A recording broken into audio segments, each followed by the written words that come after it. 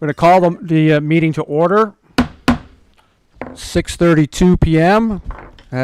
This is the Development Review Board meeting for Thursday, June 26th, 2025. This is the Essex Town Development Review Board meeting. In the call to order, I want to make sure that we identify the staff and board members that are here. I'll start with the staff on the end, if you don't mind.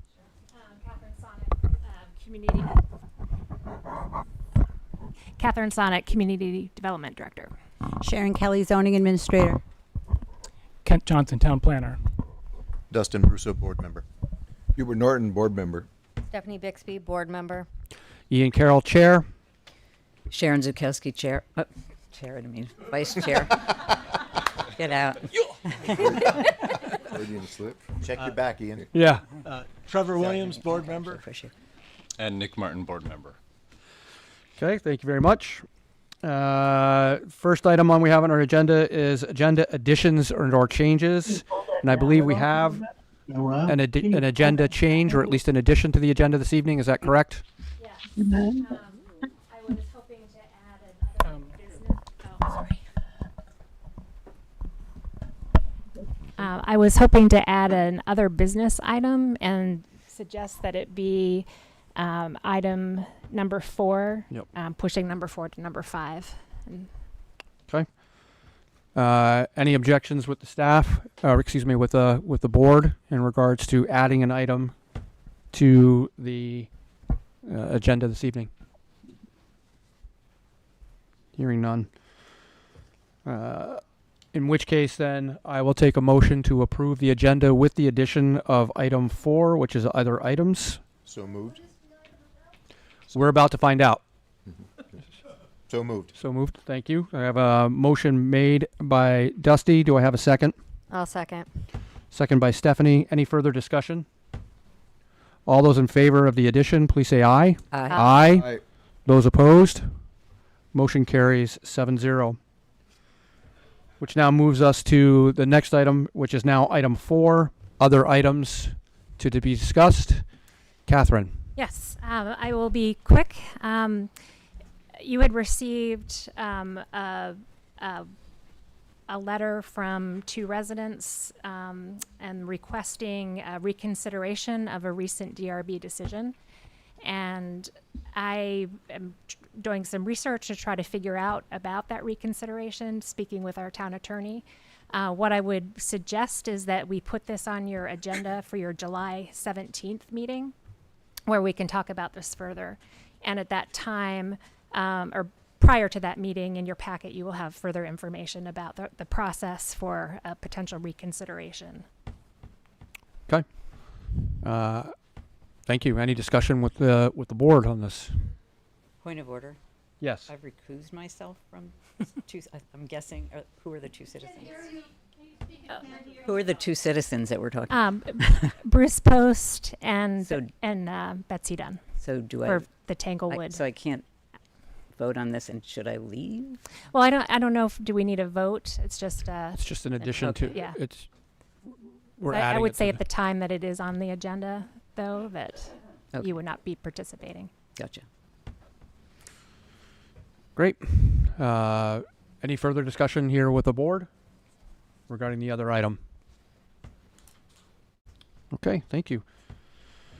Next item on our agenda. Now, normally we do have the public to be heard section, which is generally things that are not on the agenda. However, this particular meeting this evening is once again, like the last meeting in May, a continuation of an existing and open application. So we will not have the public to be heard section, which normally is for a time for the public to discuss items that are not on the agenda. You will find that on our July 17th meeting. We will have that again. The next, yes. Just a quick. This is, Can you just Name, please. Dwayne Millar Barlow. This is just very brief, but my understanding is that for it to be a continuation, you have to have had a motion in the previous meeting that announces the date and location of the continued meeting. And so I think this is technically a new meeting, a special meeting, just to clarify. okay. Yeah. I'll let the staff weigh in on that. I gotta weigh in. I believe that, We usually say the next available because we don't know. We usually Correct. say next available because we don't know when that is available to put it on. So Correct. And I believe the motion at the time was to the next available. to the next available meeting, correct, which this is now. So coming to the public hearings, public hearing section, we are on up to the item that's up for bids this evening. This is the continued hearing from May 29th, 2025. It's a site plan for Scannell Properties LLC.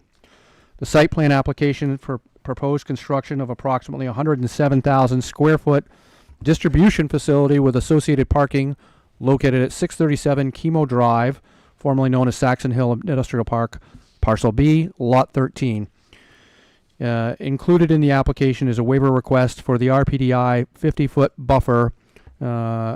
And I do want to remind everyone that the format of the DRB meeting is very much like a courtroom experience. There are rules and procedures on how we hear the application and what we base our decisions upon. We are very much fact-based per the current zoning regulations. Reminder that if residents would like to see changes in regulations, please attend Planning Commission meeting with your concerns. We're going to be finishing the public comment portion of this meeting, likely this evening, which remains open from both March 20th and May 29th. We're going to limit this to a total of 30 minutes this evening, with each individual who wishes to speak a maximum of 2 minutes per person. We're going to alternate between in-person and online as we have previously. We would like the Town of Essex residents to be able to speak first. For the record, we want to make sure that you please identify yourself with full name and address when speaking both online and in person. This being our third meeting regarding this application, we are limiting comments to the residents that have not had their comments on record. That's either email or spoken, and or those addressing specifically the newly updated information that will be discussed here this evening. There are flashcards with the time noted as each speaker in the room has had their turn, and the time will be noted when the turn is up. Online folks will be told when time is up completely. When we've reached 30 minutes overall, the board will cease the public comment section in order to proceed with discussion. We also remind that the public outbursts of comments during this time or any other will not be tolerated. Direct attacks of any individual or groups will be grounds for a request to vacate the meeting. Basically, as is stated at the beginning of Town Meeting Day, we're going to use the invocation of civility, which states, "We are gathered in civil assembly. We gather as a community to come together and try to make decisions about what is right, about what is wrong. Let us advocate for our positions, but not at the expense of others. Let us remember that there is an immense gap between saying, 'I am right,' and saying, 'I believe I'm right,' and that our neighbors with whom we might disagree are good people with hopes and dreams as true and high as ours. And let us remember that, in the end, caring for each other in this community is far greater than any difference of opinion we may have." At this time, I'm going to request that everyone in the room take an oath, and those online, I'm going to request, yes.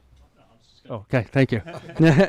I would ask that all those in the room that wish to speak this evening or may consider the idea of speaking this evening to raise your right hand. And I'll ask those online to do the same with the hand emoji that's available through Zoom. I see one. I will ask now, do you affirm that the evidence that you are giving in the cause under consideration shall be the whole truth and nothing but the truth under the pains and penalties of perjury? Thank you. We're going to start this evening with a quick recap from staff about what's new to this application. Go ahead. Could I be heard for just 1 minute? Thank you. We're not at the public hearing section yet, sir. Okay. The public to be heard is open. However, we have an order to what we do things. All right. So there were a few new materials that were provided that I just wanted to bring to people's attention. There were a few new materials that were provided. Can you hear me okay? A few new materials that were provided. Because at the last meeting on May 29th, there were some concerns that were expressed about the applicant's traffic study, feeling like it was possibly inadequate or had errors, and that the Public Works review from that traffic study may therefore also have had some errors. So to address these concerns, Public Works commissioned Stantec to provide a peer review of the traffic study that was performed by the applicant. Stantec provided a memo summarizing their review and recommendations, which were included in the agenda materials. Public Works supports Stantec's recommendations. In addition to that new material that was in the agenda, the applicant also has provided some new materials. Some of those were included in the agenda packet, and some of them are being provided tonight. And I'll let the applicant explain those new materials. So based on the information from Stantec and Public Works, I would like to add 2 additional findings and proposed conditions to my staff report. The additional findings I would like to add would state, and I can give this to you later so you have it in writing. You don't have to write it down now if you don't want to. At the request of Public Works, Stantec Consulting Services Incorporated provided a peer review of the traffic impact statement performed by the applicant's engineer, Langen. Based on that review, Stantec recommends the following. A, Langen should assess the operations and potential mitigations at the intersection of Vermont 117 and Kimo Drive with the proposed development. And B, Langen should conduct traffic monitoring of actual trips to and from the proposed facility 12 months after the facility is operational. So then that would translate into 2 proposed additional conditions. The first one, which would be number 22 in my staff report, would state the applicant shall assess the operations and potential mitigation efforts at the intersection of Vermont 117 and Kimo Drive prior to the town issuing a zoning permit.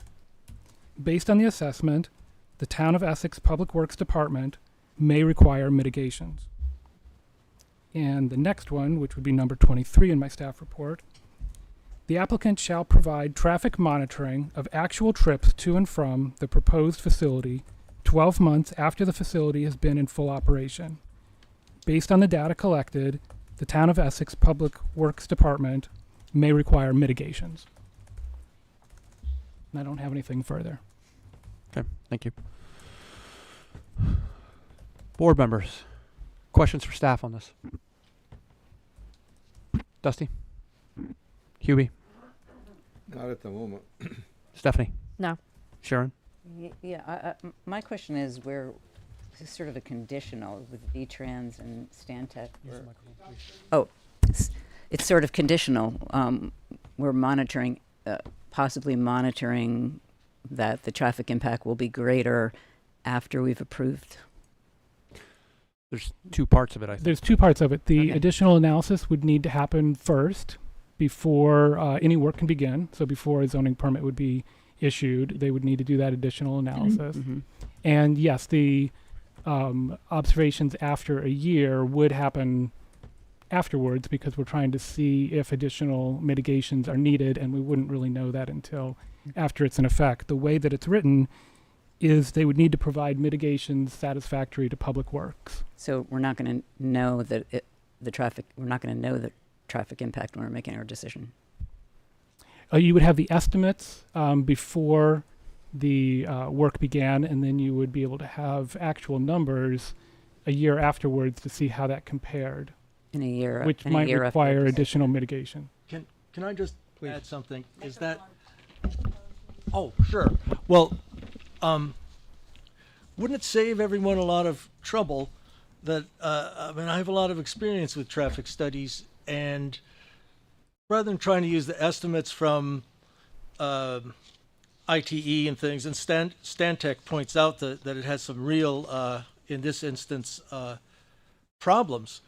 I was always told that the best thing to do would be to go to a similar facility and you just do a traffic count. And then you will actually know the amount of traffic that is generated by a similar facility. whereas what we're doing now, I think it's true. There's a lot of uncertainty about the traffic that's going to be generated, and we are basically going to find out what the traffic's like after the facility's built. So, in a year. yeah. So, I mean, I don't understand why that can't be done. Certainly that the applicant must know similar facilities like this, and you that are of a similar size, and then you do a study of that, and then that would be very clear then what traffic gets generated.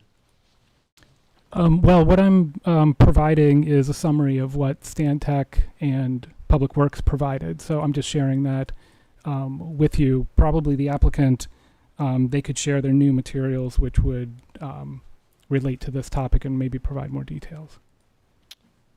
We'll get, I want to make sure the board has an opportunity to ask all questions, and then we'll allow the applicants to respond.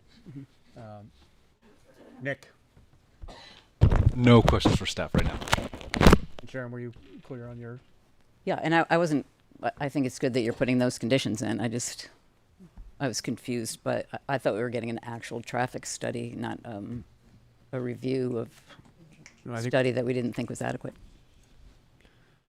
I think that that the peer review. I think we went back to Public Works and asked them what their recommendation was to double check and make sure that the numbers that we had in front of us at the time was appropriate for the applicant, that the volume that the applicant was looking at, because we didn't know when the Right. original traffic study was done whether or not. And from the review, I'm reading Right. that we still don't know. Well, We're going I to wait think- for a year. What we got, based on what Ken told us, was that Public Works commissioned a peer review, and that peer review was in agreement with what was Yeah. presented to us. So there wasn't the trigger for Public Works to do a new, full, complete traffic study. That's where and that's what we Yeah, asked. I guess I'm them just to not look at comfortable with it. I didn't understand that, and I'm not comfortable with. I mean, I don't think that that's what that memo actually says. I don't think that that's what the Stantec memo actually says. I mean, they were being. They didn't want to say any ruffle too many feathers, but the point is, they point out that the ITE trip generation for this is based on trying to fit a regression line where you only have, I believe they said one of those ITE land uses only has like 4 studies, and the other has, I forget if it's 3 or 5. And so you can't really fit an accurate regression line, which is what the ITE trip generation is, on that little data. So, I mean, I think there's still a lot of uncertainty about what is going to be generated. And I think, that's pointed out by that, saying that the limitation of the ITE trip generation. So given that, for my benefit, walk me through how it'll work, staff, with the existing studies that are already in place. They still need to go and work with Public Works on the actual trips that are going in and out of that intersection before they can get their zoning permit currently, correct? And that's with DPW specifically. Act 250 involved there as well, or no? No, not Act 250. That wouldn't make any sense. And then if we were approved this evening and DPW had an issue with any of the mitigates, that zoning permit would not be in place until those mitigates were addressed. It just doesn't come back to Development Review Board. Is that correct? That's correct. Similar to what we were proposing with the landscaping plan, that it needs to satisfy the tree warden, but it doesn't have to come back here. Right. So it doesn't mean that there isn't work to be done. It just means it doesn't necessarily come back before us. And then, if it were approved and DPW is satisfied, then they need to track all of the information a year later to ensure that there aren't any additional issues, or that perhaps the numbers didn't bear out, and that there would have to be mitigate work completed at that point. That's correct. And what holds over them in order to do that at that time, other than just say, well, that's too bad, our numbers are high. I don't know if there is anything except that that's a requirement. So they would be out of breach of agreement. I guess whatever the consequences are if an applicant doesn't hold up their side of the requirement a year into their building, whatever that particular use is, there must be recourse. Yeah. So potentially, if we were talking about a recourse, it would be mitigation as proposed by Public Works. So it would take both the review and the then the next stage would be based on a recommendation. Where is Hubie? Right there. That's Hubie. Doesn't it look like Hubie? Looks like Can you repeat that just in the microphone a little bit more? I can't get it much closer.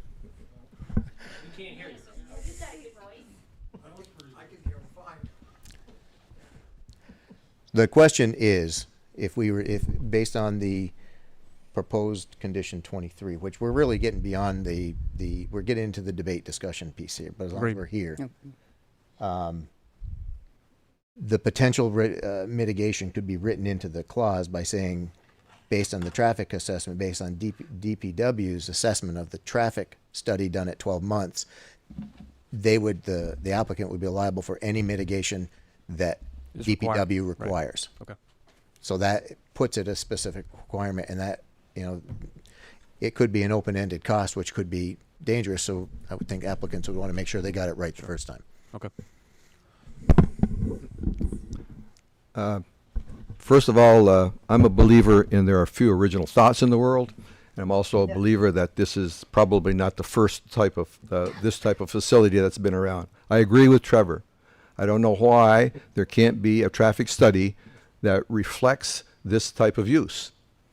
From testimony we've heard, it appears that this type of use is not appropriately covered with the traffic studies that were done. The applicant themselves have added 20%, which seems very arbitrary. Have no idea where the 20% comes from. I agree with Trevor. We need to have a study that reflects the type of use for this type of facility, and there has to be one somewhere. I can't believe that this is the first type, facility of this type located in the good old US of A. Okay. Stephanie, any further thoughts? Nope.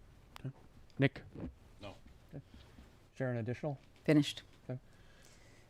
Trevor? Yeah, nothing. Let's give the applicants an opportunity now to hash out what they've just had the opportunity to hear. So. I'd like to respond to this, but I'd like to make a brief statement before you go any further, because I think you need to hear what I have to say. I don't know that we're open to the public yet. We're still waiting for now the applicants to return, and then we are going to go into the public comment section. Part of my point is that it's improper to go forward with any evidence at this point or make any decision at this point until We're not making it.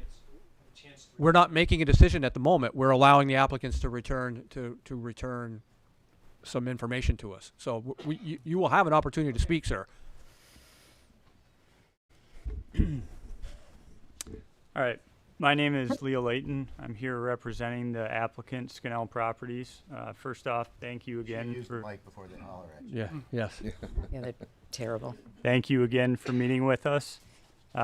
First off, I just want to explain again why we picked this site.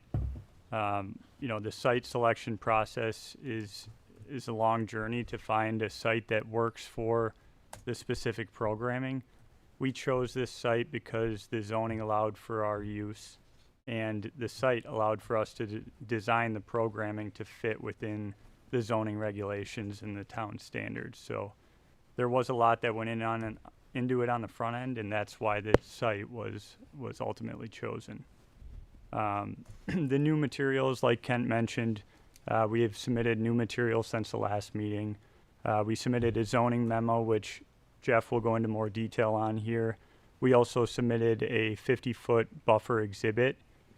This exhibit, and Dave will go into more detail on it, but it breaks down the 50-foot buffer into 3 different sections. The first one being impacts that have already been approved as a part of the subdivision and the roadway plans. The second is the proposed impacts from our project with the stormwater and the access drives to our site. And then the third being areas within the buffer that we are open to leaving, as existing vegetation if that's the preference. Ultimately just working with the town tree warden to find a solution there. So we've tried to provide a solution, but again, we're open to different options there. And then the third and fourth items are both related to traffic. As Kent mentioned, VTrans had submitted a letter that was addressing the overall traffic study for the subdivision since our last meeting. That letter states that VTrans approves our traffic study, the subdivision's traffic study, and they've determined that the impacts on local congestion and safety are not a concern from VTrans standpoint based on three main factors. The first factor being the left turn lane that's being added on 117 into Kimo Drive. The second factor is the fair payment of the Act 145 fees. And then the third factor, like you talked about, is the post-monitoring study to ensure that the traffic numbers are accurate after facilities are operational. And again, we fully understand that recommendation for a condition, and we consent to that. And if there are impacts down the road, that would obviously be a responsibility of us as the applicant. I think just moving along to the Stantec letter, Stantec did in fact say that they agree with the use classification, which I know was a topic that was discussed last time. So that was the first confirmation from that third-party review. They also acknowledge that on top of that use classification, we've added 20% of contingency on top of it. And I understand the concern about the use classification, but we do have that confirmation from Stantec. And the fact is that this project will be a portion of the overall subdivision, and we make up only a portion of the overall traffic. So if our project is more, that means that there's less trips allocated to the remaining lots. So we're well within that. That's been confirmed by VTrans and by Stantec. Stantec did ask for additional information specific to directional trip generation at 117 and Kimo Drive. As a response to that, our traffic engineers have had conversations with Stantec about the different methodology that they were going to use for that analysis on those specific directional trip generations. And in doing so, they looked at it a couple different ways to make sure that both ways did not impact the level of service at that intersection. We've since submitted our response to Stantec. They have not responded, but based on the conversations about the methodology and the analysis that was provided, we feel confident that the response letters submitted to Stantec will address those concerns. But we understand, like Kent said, that there will be ongoing conversations. That's a condition that we have to satisfy Stantec and Public Works as far as the traffic aspects are concerned. And we understand and agree that there will be some form of post-monitoring, whether it's 6-12 months after the facility is operational, to confirm the trip generation and the actual counts. I think those are really the main things I wanted to cover. I'll pass it off to Jeff now to go through the zoning memo. Oh, sorry. One other thing I did want to mention was just related to any conversation around the future connector to from Kimo Drive to Thompson Drive. Just a reminder, we do not have any rights to that land. We are just the applicant for this specific site within the subdivision. All we can say is that our portion is funding a large majority of the Phase 2 roadway, and it's a step in the process to ultimately get the third phase done, connect that roadway, and alleviate the truck traffic that is currently existing on Sand Hill Road. Thank you. Jeff, before you speak, we're just going to double check online. I see that folks are saying that they can't hear us, and so we want to make sure that we have an opportunity to get that corrected.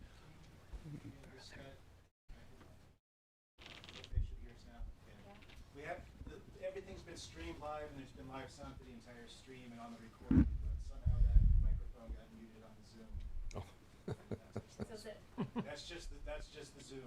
Okay. The Zoom. So yeah, they should be. If that just occurred, is that the first instance of that? It's the first one.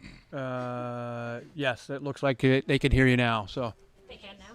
they just got a note saying yes, they can hear us, and that they missed it. So if you don't mind, and I hate to ask you to do this, but is there a way that you could shortly recap what you just said, just so that those online?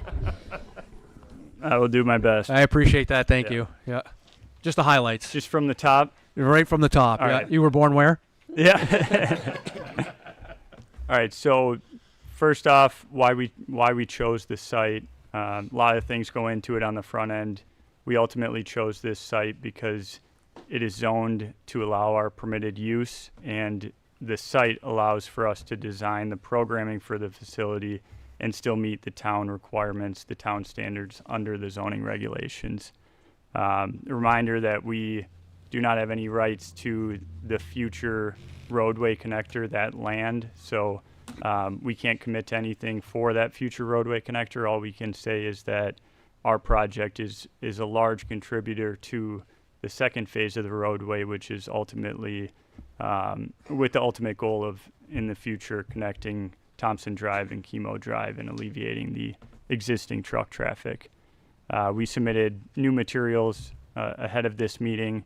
That included the zoning memo, which Jeff will hit on, the 50-foot buffer exhibit, which Dave will talk about in detail, that just breaks up the buffer zone into what's already been approved for impacts, what our project is proposing, and then what the remaining area is that could be left as existing vegetation. Traffic, we submitted a letter from VTrans, which again addresses the subdivision application in the traffic study. It acknowledges that because of 3 items, the left turn lane that's proposed from 117 onto Kimo Drive, the Act 145 payment, and then also the post-monitoring studies, that the proposed subdivision and project will not have a negative impact, or they do not have concerns about the impacts of the project on local congestion and safety. And then the Stantec review, that is a third-party review that was done by Stantec and commissioned by DPW. That letter found that the ITE use classification that we used is consistent with what they would be recommending and an accurate description of our project. They also acknowledged that we put 20% on top of it as additional contingency, and they asked for some additional information from us. We spoke with them about the methodology to provide additional information related to directional trips at 117 and Kimo Drive, and we have since submitted those findings and that analysis, which concludes that there is not any impact to the level of service at that intersection. Again, we don't have the response back from Stantec at this time, but we understand that that's going to be an ongoing conversation, and we need to have that sign off from DPW before we'd be issued the zoning permit. And I'll hand it off to Jeff now. Thank you.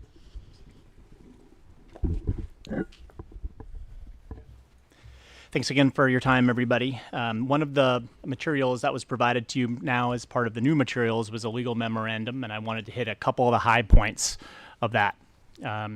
First, I wanted to address a few things about the site plan review. The Vermont legislature established the scope of review for site plan review, and that scope of review includes reviewing land use concepts and the impacts from land use. It does not include the name or the identity of the tenant or owner.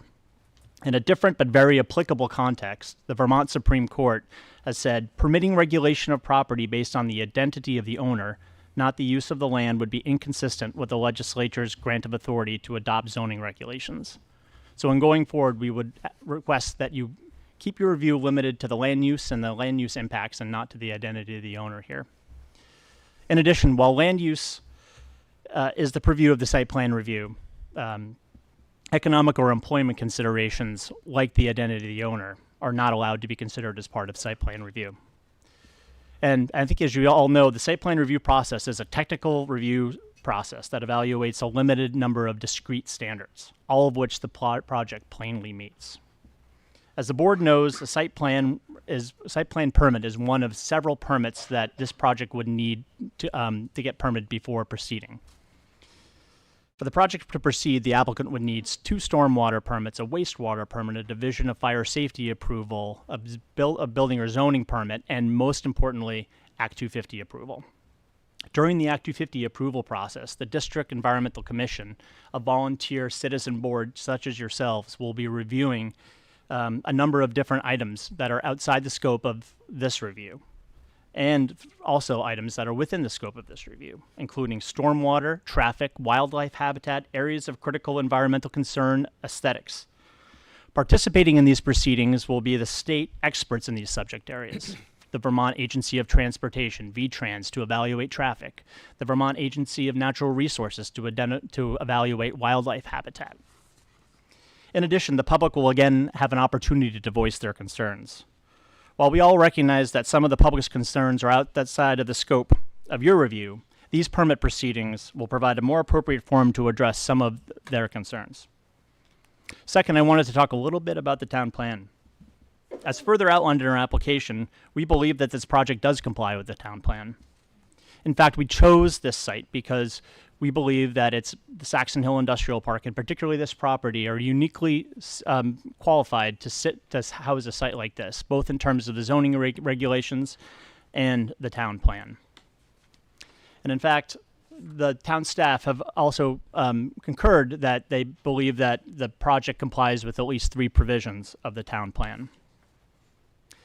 Third, I wanted to reiterate that the board cannot compel the applicant to build on improvements on land it does not own or control. Off-site improvements may be permitted on town or state land in unique circumstances, but not on land owned by others. Scannell Properties is under contract to buy just this parcel and not the entire subdivision.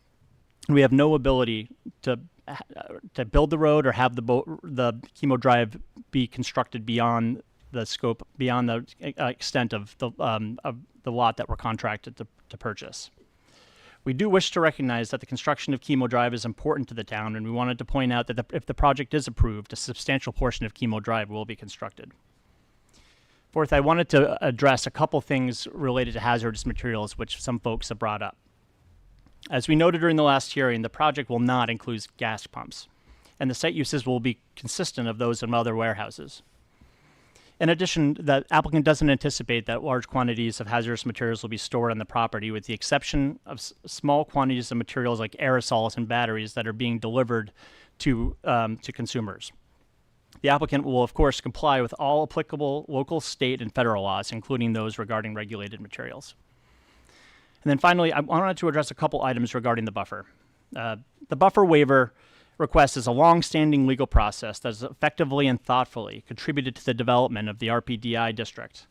In fact, without many of these buffer waivers, development would be difficult, if not impossible, on many of these industrial zoned lots.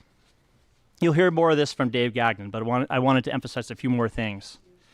Before filing this application, and then again after getting feedback from the board in March, the applicant has endeavored to reduce this impact on the buffer, as demonstrated by the revised plans submitted as part of this most recent hearing. The remaining areas of the buffer needed for clearing exist mainly out of necessity, either for safety purposes or as a result of topographic or spacing constraints. And as we've discussed before, the zoning regulations do contemplate development in this buffer. Specifically, Section 3.2A3C states that parking areas, access drives, and components of stormwater management systems may not be located within the 100 or 200-foot buffers, but may be located within the 50-foot buffers. And as you all know, the board and the Planning Commission before it have previously approved several waiver requests for similar developments in the zoning district, including for the property immediately across the street with a very similar landscaping plan. The board and the however, and I think the Planning Commission and the board approved these requests for good reason, in part because some of these past waiver requests, like this application, would actually result in a more effective buffer, replacing the man-made linear trees currently in place with a more robust landscaping plan.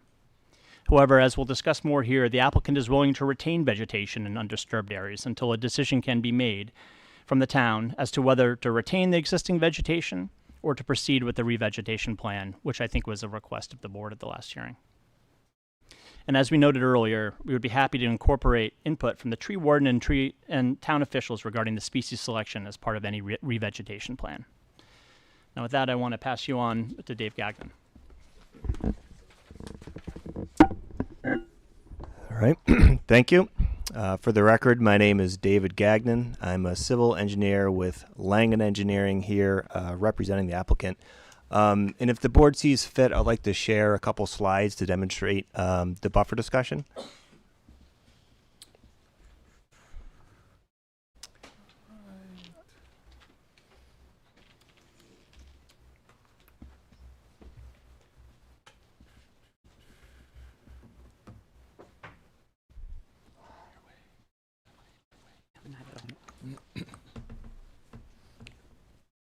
All right, perfect. Yeah, we could start there. Is that okay to start? Yep. Maybe if you could just zoom out a bit so we get the whole picture here. Yeah, that's good. One more.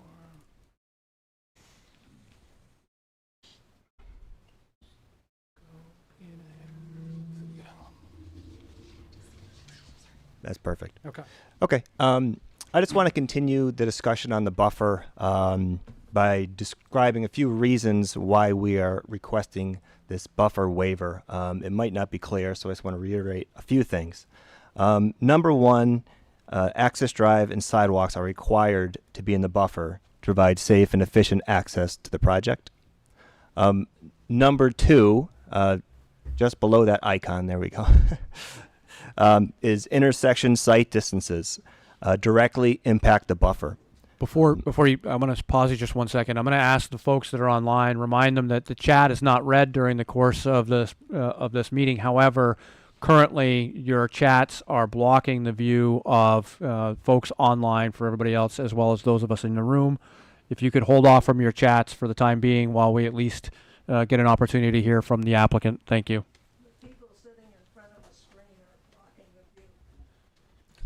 There's another one right back there. Depends on where you're sitting, whether you can see. I agree with you, Paul, but we can't. Can we see the screen okay? Yes. Okay, I'll continue. So just to reiterate my points, the first reason for our request of the buffer waiver is access drives and sidewalks directly impact the buffer. Number two would be the intersection site distances.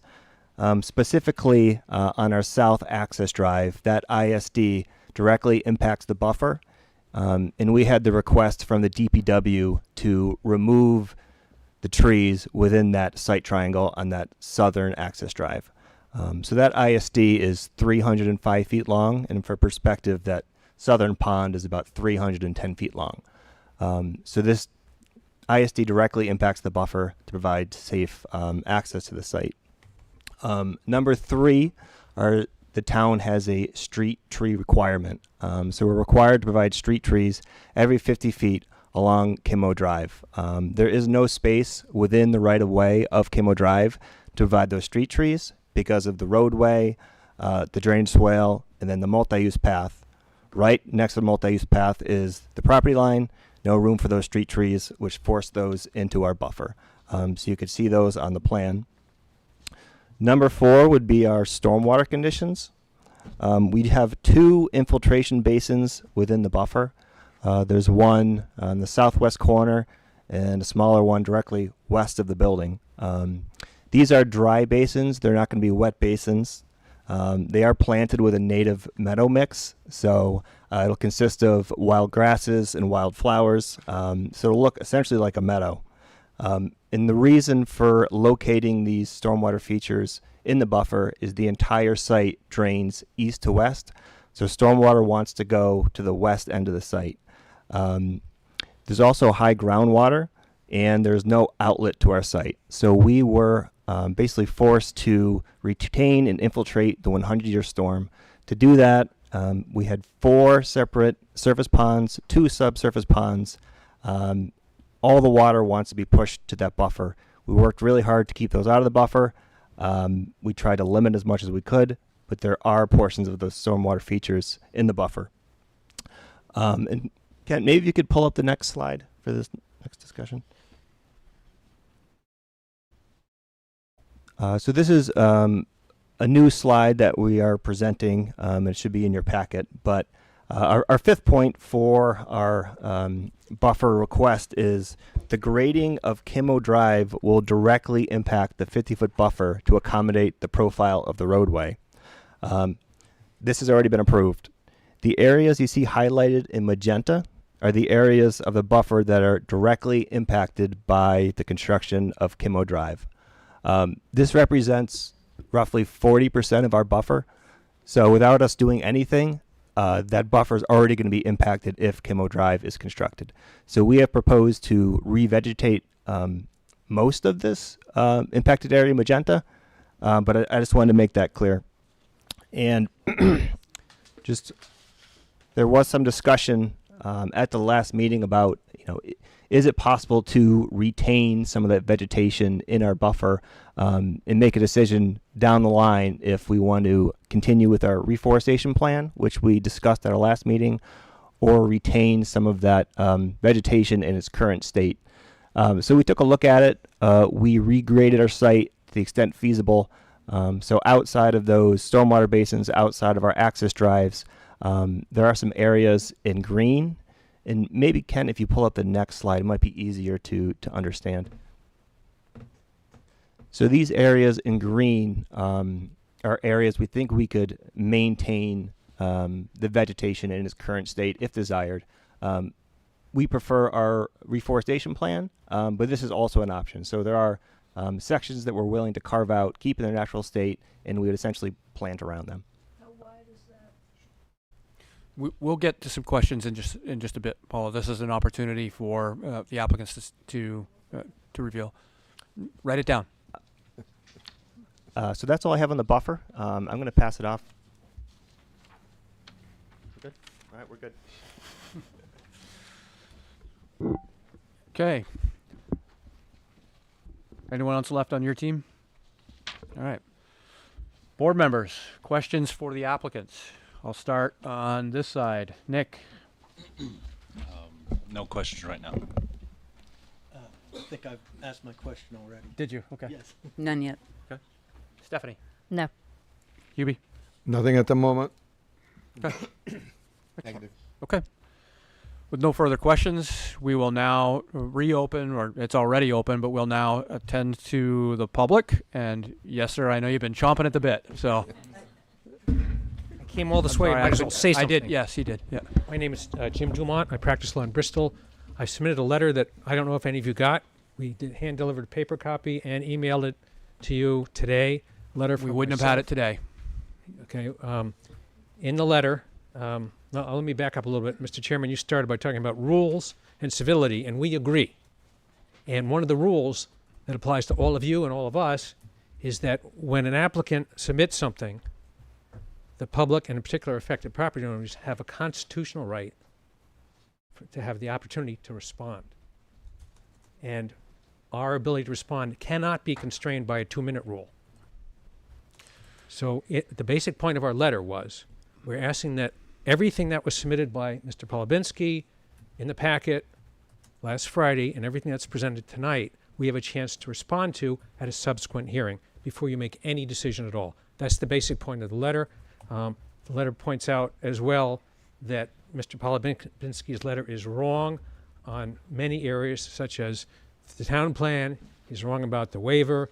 He's wrong about off-site mitigation. It's all in the letter, but we want to present argument and we want to present testimony in response to what you're hearing tonight and what you've gotten in the past week. The other point I wanted to make sure you have in mind in response to Mr. Brusso's comments today, and I guess Mr. Johnson's as well, about letting the DPW, this is an ongoing conversation, the DPW will weigh in later. The Supreme Court has addressed that already. The Supreme Court of Vermont has said it in a permitting proceeding such as this, you can't divide it up and decide some of it now while you have an appealable process going forward, and later, after the appeal period has expired, do the rest of the process. The Supreme Court says, no, you can't do that because that deprives the public of a right to be heard. In that later follow-up proceeding, there will be no notice under the zoning statute. It'll be a private process.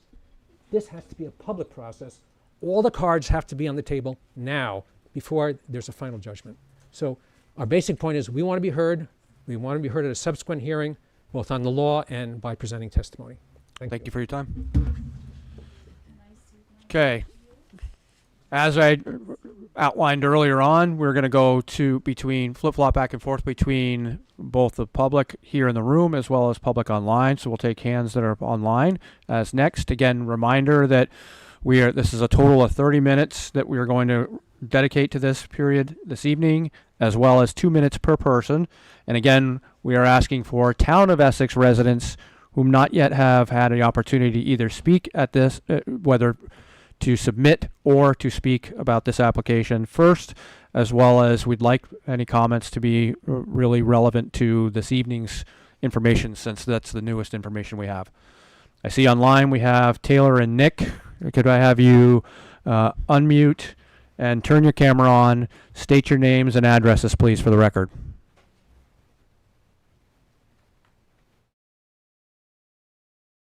Yep, so it's actually just Taylor here. I had a letter that I wanted to submit. Taylor, can you get your full name and your address, please? Oh, sorry, Taylor Wagner, 244 River Road, right in Essex. I had a letter that I wanted to submit but didn't have time to do so, so I just would like to share it. So I, like I said, submitted it too late. First, thank you to Sharon, Trevor, and the other gentleman who pointed out the fact that these studies and peer reviews we've been given are purely guessing the impacts, not, fully addressing them. I would urge the Development Review Board to reject the proposal. I do not think that the proposal conforms to the Essex Town Plan or the zoning regulations based on the impact this development will have on our environment, traffic congestion, flood, and the local economy. It violates stated goals and intentions of the Essex Town Plan's objectives on economic development, traffic, health, safety, flood resilience, and environmental impact. Please go away. The proposed plan states that there will be 170 delivery vans per day on Route 15 and 117. And with limited entry points, this will create congestion, additional hazard for bikers, increased pressure on first responders, etc. Connectors to Route 117 and Route 117 itself have flooded the past 2 years. It's been stated numerous times to us by those proposing this project, as well as review board members, that these additional vans, trucks, etc. will not affect the residents. Where will the traffic be going to not impact us? Because the plan that's currently in place certainly impacts. Route 117 is accident heavy as it is. We had another accident on this road just this past weekend. What is going to happen when these roads become more and more blocked off, not allowing for emergency vehicles to get through, cars to maneuver, and people to simply get in their driveways because of these large trucks and the inconveniently added left turn lane? I believe it will lead to more accidents, more people waiting for assistance from emergency personnel, and people driving erratically. Let's face it, everyone always. I'm going to ask you to wrap this up, please, because you're out of time. All right. Please consider how close this project is to an already extremely busy route, with children living very close to these roads, heavily impacted by the traffic and added pollution. If no care is placed to the homeowners vocalizing concerns, please show some to those who have no voice. Thank you for your comments. Back to the room. Yes, sir. I'm sorry, I didn't realize that you had raised your hand. I recognized. Sorry, I can make sure I come back to you afterwards. No, I have somebody coming. Thank you.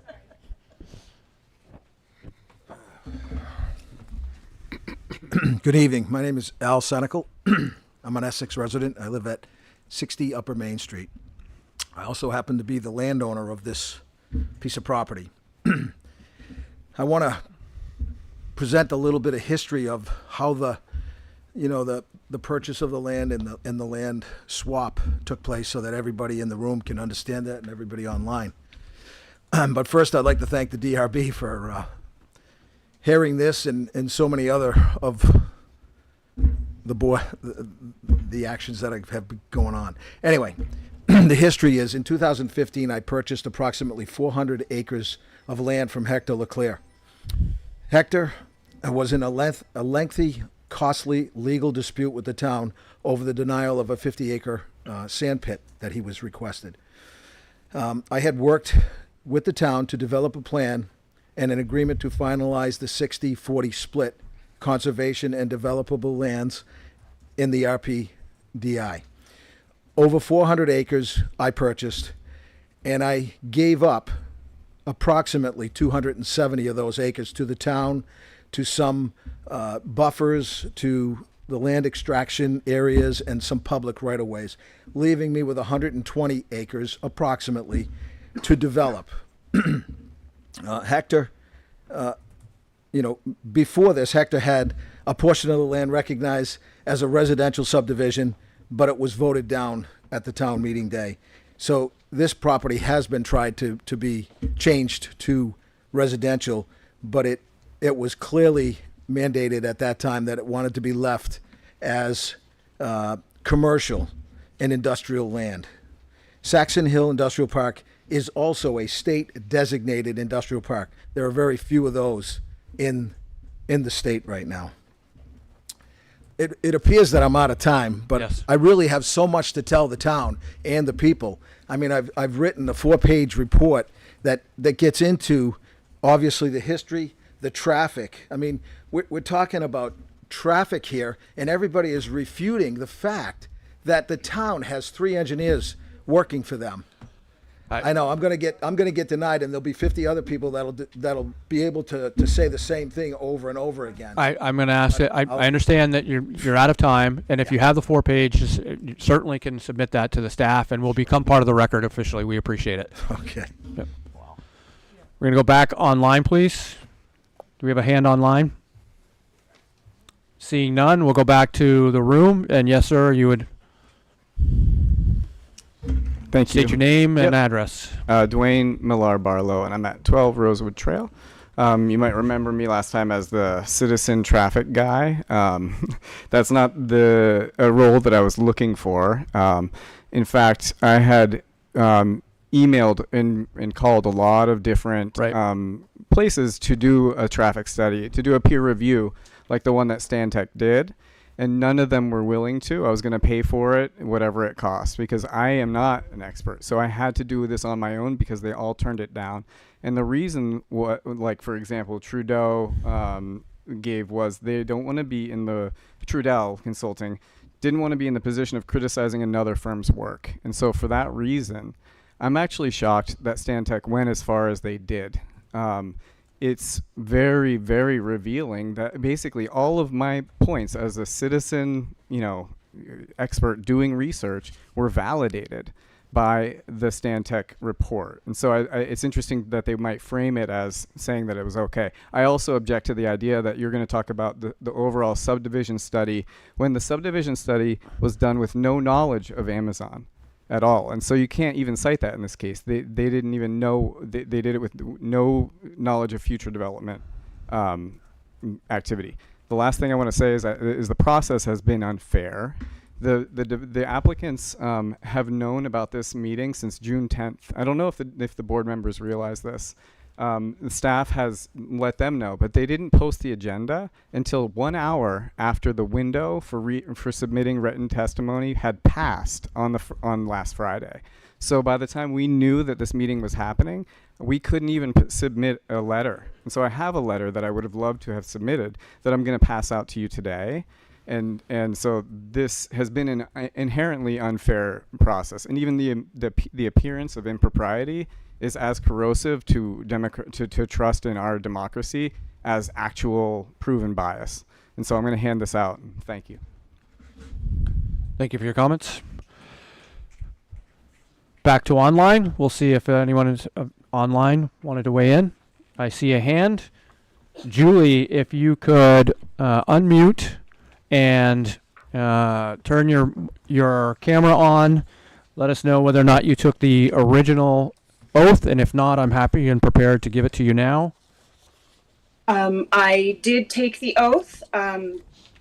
I am a resident of 148B Sandhill Road, and I would be there with you today because I have a migraine, so it's very difficult for me to be out. Julie, I want to say, can we get your full name for the record, please? Julianne Elizabeth Wolfgang. Thank you.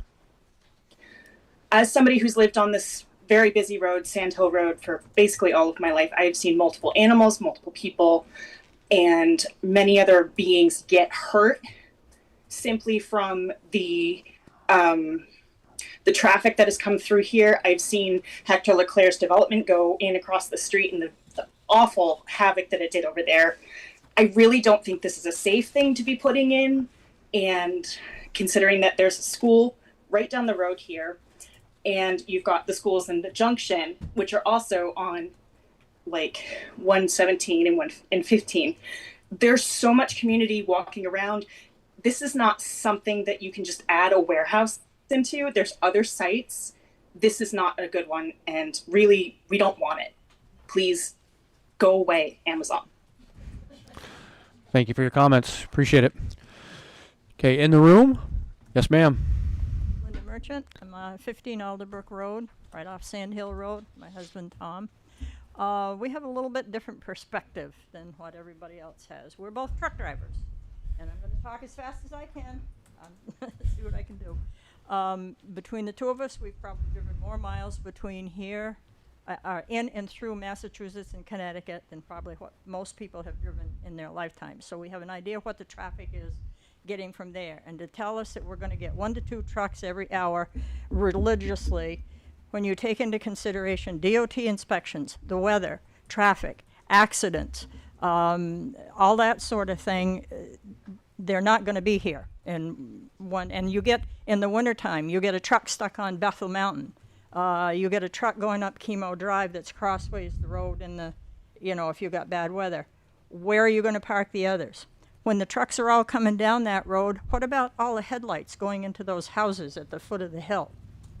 And, just like I agree with you. There needs to be a realistic traffic study because there's just too much traffic going in and out River Road and up and down there. And drivers only have a certain amount of time that they can drive. So when they reach that limit, a lot of them, we've seen a lot of it on 22A. Drivers are parking their trucks out in fields because they're falling asleep. You're going to see the same thing here. Excuse me, pardon me. Because there's only a certain amount of hours that they can drive. Are you going to be running doubles up here? Address the board, please. I'm sorry. Are you going to be running doubles up here?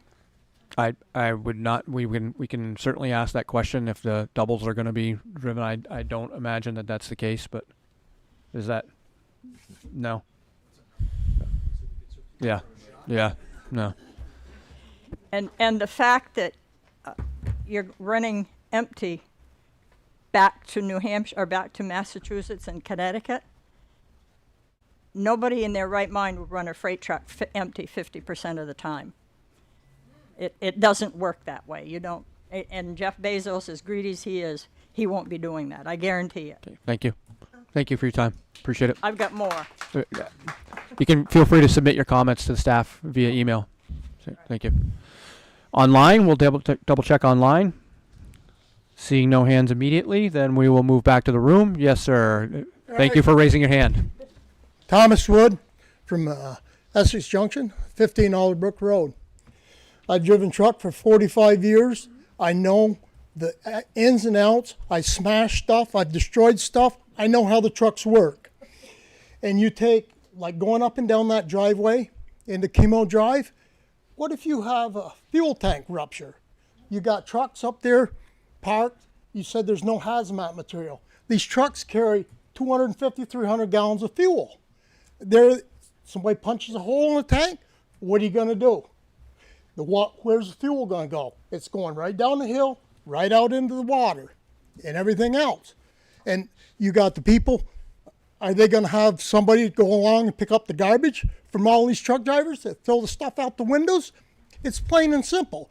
And then you got, when they come down the hill, they won't be paying attention. I grew up in a truck. That's how I know about truck. We got a lot of these guys, They go to school. They go to school because it gets them a job. They can't read. They can't write. And a lot of them are plain and simple. They're hogs. And they don't respect the land. And they'll take off, go down through there, and just destroy everything. They'll be off in the woods over through there on 117, and it's just not right. You can't figure out how you're going to park the trucks, where they're going to be parked when they're backed up. You guys got to come up with some answers with where the trucks are going to be parked, because you go one up the hill, he gets crossed up. You go down the hill, gets crossed up. And this with just one entrance and exit, that's not right. You have to have an emergency route to get in, because if that road's plugged, what are you going to do? There's nothing you're going to do. I mean, you got to call Charlie Boys to come wreck her or something. Takes them all. Thank you. Have a Thank good you. night. Appreciate it. Thank you for your comments. Appreciate it. Online, we'll double check online. Seeing no hands currently online, then I'm going to take, I see you, but I've got a few people in the back. So, gentleman in the middle in the back.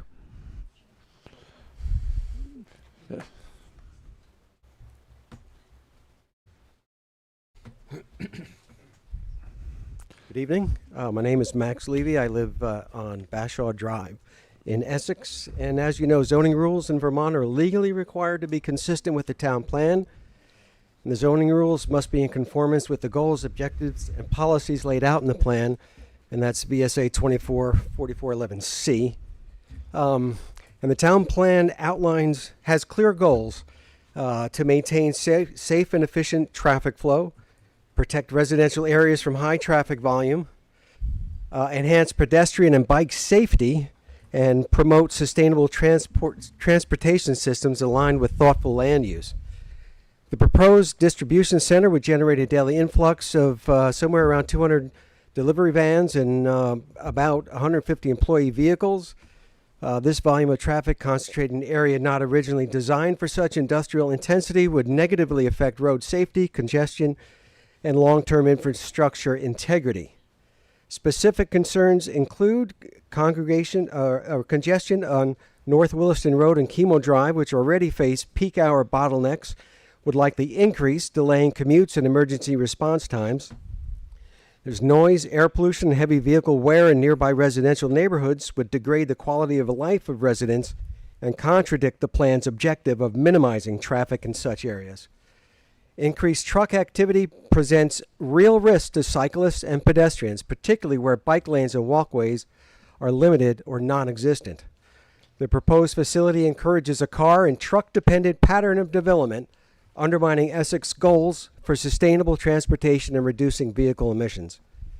While Saxon Hill is zoned for industrial use, zoning alone does not override the town plan's broader vision.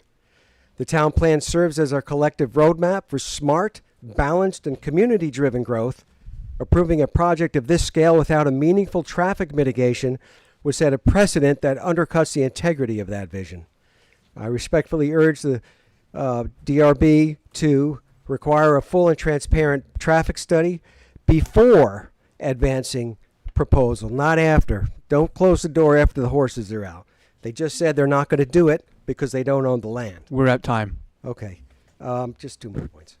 Reject or consider any project that cannot demonstrate clear conformance with Essex adopted transportation objectives and explore other alternatives that have less impact. You're at time. Okay. I appreciate that, but the reason we have the time is to make sure everybody has an opportunity to speak. Yeah. So if you have that, Yes. you can submit that information to the staff. Thank you. Once more online.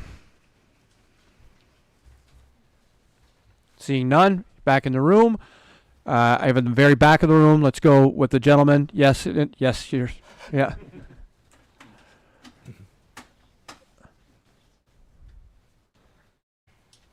Name and address for the record, please. My name's Jason Dean, and I'm at 4 Skyline Drive here in Essex Town.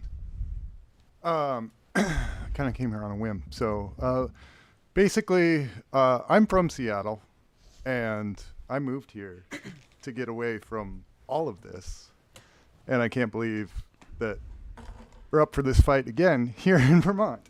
Does anyone know what the Great Wall of Bezos is? Is this related to the application this evening? It is. Can you speak to some of the information that we have about the application this So evening? hearing about the traffic studies, hearing about everything that's been done to mitigate the impacts of the Amazon warehouse. Basically, it means nothing to a company like Amazon. The Great Wall of Bezos is his gigantic hedges in front of his mansion in Beverly Hills that run roughshod over all of their community standards. And with his pile of money, he just pays daily fees to have it his way. Exact same thing will happen here. We can tell them they're not in compliance of any of this. It won't matter. They have the money to run roughshod over any of our standards, any impacts that they're having. And I encourage you to not allow this to happen. That's it. Thank you for your time. Yeah. Appreciate your comments. Back to the web. We'll take another look and see if there's anybody online. Seeing none. Back in the room. Yes, sir. And the gentleman in the salmon-colored shirt. Thanks very much. Excuse me, my name is David Minkoff. I live at 94 Bixby Hill Road. Thanks for the opportunity to be here. Couple things. One, we heard about buffers. I assume if the facilities were smaller, if the parking lot were smaller, there would be space for a buffer. If you try to fit 20 pounds of stuff in a 5-pound sack, you don't have room for buffers. Second of all, a lot of people here want to talk. A lot of them want to talk for more than 2 minutes. We've heard from this lawyer that perhaps we should be allowed constitutionally the right to speak more and for more of us to speak. Whether or not that's true, I think you should all keep in mind this project is going to radically change quality of life here in Essex Junction, regardless of how you feel. Now, I would like to hear more from the landowner who was interrupted. I would like to hear more about what you have to say, just as I'd like to hear more from everybody else who's here. I think it's really, really, really important that you all think very, very carefully before making this decision. Once the horse is out of the barn, it's not coming back. And just like they said, having, unless there are teeth in what's in writing, once this thing is built, it's not going to matter if they're not in compliance or if they're not, if the traffic's different from what has been stated. It's not going to matter. Unless there's something in there that says, like, you're going to have to tear it down and replant the trees, and we know that's not going to happen. It's going to be too late. Don't let it be too late. Thank you. Thank you for your time. We'll go back to the web. Double check and see if there's anybody online. Seeing none. Back in the room. Yes, sir.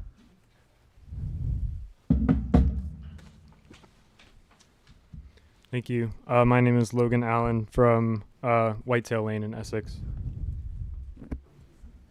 I'd like to ask the board and the applicants if any of you have even been to this lot and seen these buffers, because I've lived here for almost 8 years now, like a mile from this site, and have walked my dog there many times.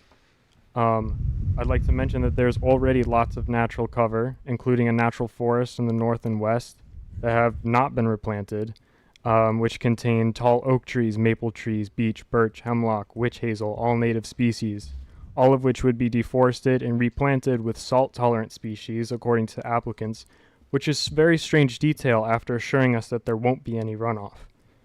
I invite any member of the board or the applicant's party to come to this lot and see what I'm talking about. I'd also like to mention that the last survey for wetlands and endangered and threatened species was done in 2023, and I remember what this lot looked like in 2023, and a lot has changed. I do not believe that this old survey is adequate, and I believe that there's a very real possibility that endangered species live in this lot, especially when just a few hundred feet away there are fenced-in areas of protected grass species, which could have certainly spread to the adjacent lots in the last 2 years. There's now a meadow of native wildflowers and pink lady slipper orchids that have made a home here and created a hub for pollinators vital to our state's agricultural economy. Right in the middle of where the proposed warehouse would sit, there's an abundance of milkweed and monarch butterflies, which are in the process of being added to the federally protected species list. And I'd also like to point out that the applicants mentioned that these buffers that they would be replanting is out of necessity, despite the fact that the applicant's plans contain a spur road that is an entirely prospective continuation of Kimo Road with no other purpose than creating a foothold in the eastern area for further development in those natural areas. It's not out of necessity, it's out of greed. That's it. Thank you. Thank you. Thank you for your comments. I'll check back online.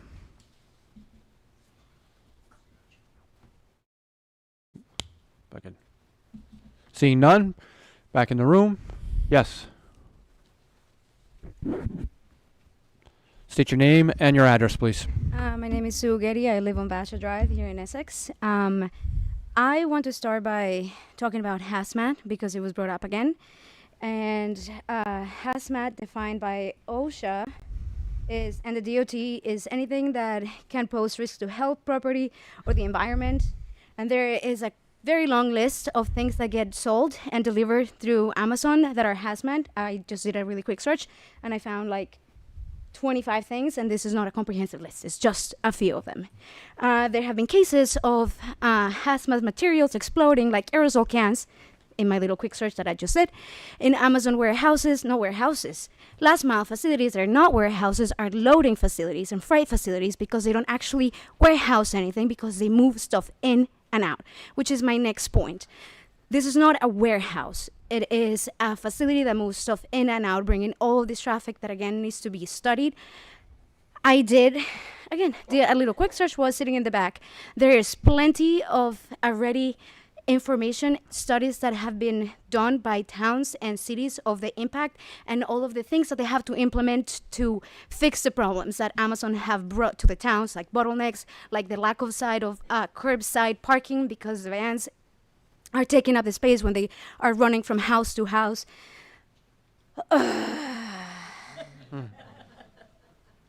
You okay? No, I am really frustrated. I'm angry, and like this is incredibly devastating that we're even like I understand that this is how this works, but it is devastating that we're giving the time to then possibly like in an incredible way damage our town and our environment and just like treat their workers like dookie because that's what they do, because again they have the highest records of freaking deaths in the last like 30 years in the job. They don't get paid enough. Amazon is just horrible, and it's crazy that we have to do this because this is what we do, and that we cannot talk about who is the owner. It's not like we're talking about a black person that has been denied of like land and jobs that had paid for like thousands of, not hundreds of years in this country. We're talking about a billionaire who sat behind Trump during the inauguration. I can appreciate your efforts. Back to the web, please. And I'll just for the room, we'll go to 8 o'clock, which is another 9 minutes. It's a little longer than what we had originally intended, but allow those folks an opportunity to get a chance to speak before we cease the public comment for the evening at the moment. Yes, ma'am.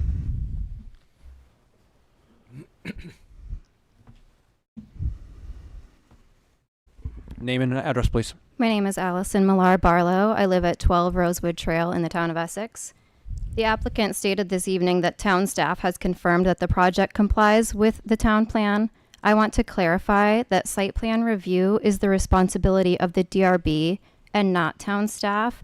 I'm just going to read an excerpt from the Town of Essex zoning regulations. This is section 5.6, site plan review. The purpose of site plan review is to ensure that the layout and design of development on pre-existing or approved lots conform to the town plan of record. These regulations and applicable conditions of previous subdivision and conditional use approvals. I'll skip ahead to general requirements, also in 5.6a. In the review of site plan applications, the Planning Commission, now the DRB acts in this role, shall consider and may approve with conditions or deny applications to ensure that development proposals, 1, conform to the duly adopted Essex Town Plan, 2, conform to dimensional limitations and other applicable provisions of these regulations, 3, adequately protect public health, safety, and welfare. I want to reiterate that we need a comprehensive transportation impact study specifically for the type of facility that is being proposed here. Our town, all of us, deserve to understand what the traffic impact would be before a decision is made, not after. Thank you. Thank you for your comments. We'll go back to the web. I do see a hand online, and I see Gil, please, if you could unmute, and thank you for putting your camera on. Did you take the oath originally? I don't recall seeing your hand up originally. I did not. Okay, let me find it so that I can give it to you. I apologize. I had it here just a second ago. Hang on one sec. Ah, here it is.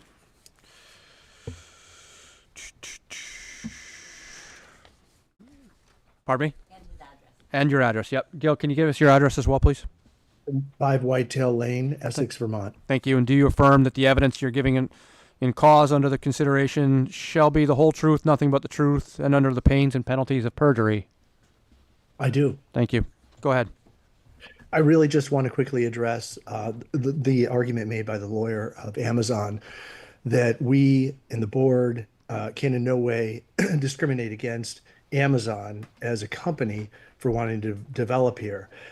Also, a comment made by Mr. Scannell about his right to develop this land. I don't think anybody's disputing his right to develop this land. This has been districted as industrial, and he put a lot of money into developing this. The point I want to make is that, as you've heard before, with all of these questions about the traffic burden, the environmental pollution, the diesel exhaust that an Amazon facility is going to generate, one can argue that this isn't about Amazon at all. It's about having a massive distribution center, the size and likes of which Amazon is in the habit of building, where this is really about the environmental impact on the area. And it's just not a site for a massive distribution center like Amazon can generate. This is, whether you like Amazon or don't like Amazon as a company, this is a very inappropriate site for a massive distribution center.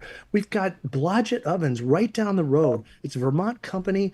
Yeah, there's a lot of noise. I know people that live there and they're not really happy about it, but they employ a lot of local Vermonters. They pay high wages, and they've got trucks coming in and out, but not to the extent that it's going to be going on in this site. So I think this argument about us discriminating against Amazon because they're Amazon is moot, and it really has to be laid to waste, because this is really about the impact on the environment, the air quality, the noise, and the traffic. It's not about Amazon. So can we just stop that argument? Because I'm tired of hearing it. That's it. Thank you for your comments. Appreciate it. Thank you, crowd. We appreciate the applause. And we have a few more minutes. Is there anybody else in the room? Yes, ma'am.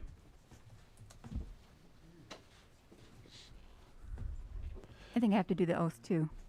Yes, and name and address, please. Missy Thurston and 6 Tanglewood Drive, Essex, Vermont. Okay, Missy, and do you affirm that the evidence you're going to give in the cause under consideration shall be the whole truth, nothing but the truth, under the pains and penalties of perjury? Excuse me. Yes. Thank you. Appreciate it. Okay, great. Can I go? Yes, okay. Please do. Okay, so thank you everybody for the comments on environment and traffic and the importance of this discussion. So I wanted to talk a little bit about particulate matter. So obviously related to traffic and more. So I have a very rare, incurable degenerative lung disease. So nobody knows where it comes from or why 5 in a million women get it. So I want to talk about PM 2.5. PM 2.5 particles are 100 times thinner than human hair. So you cannot see these particles. Even your microscopic natural defenses cannot see all of these particles. So they go deep into your lungs. Some of them even cross into your bloodstream and speed throughout your body. So they're insidious and they're attacking the building blocks of each of our survival. So where do they come from? Tailpipe emissions, brake wear, tire wear, and the resuspension of road dust. So PM 2.5 is caused by traffic. I have lymphangiomyomatosis, and just because the best doctors can't stop this disease doesn't mean I can't fight it. I want to be able to hike Vermont's mountains. I want to be able to see my daughter grow. I can't be fixed. I can't stop what's happening in my lungs, but I can fight what helps me be able to breathe. And in doing so, I'm fighting for what helps all of us breathe and all of us live longer. Everyone I know, everyone I love, and everyone I don't know, everyone in this room has lungs. So to me, this conversation is about health. It's about everyone's ability to live their full life and think about the full implications down to the molecular level that this decision has on everyone in our community. Thank you. Thank you. We'll go back to the website, back on Zoom, and see if there are any hands there. Seeing none. Yes, sir.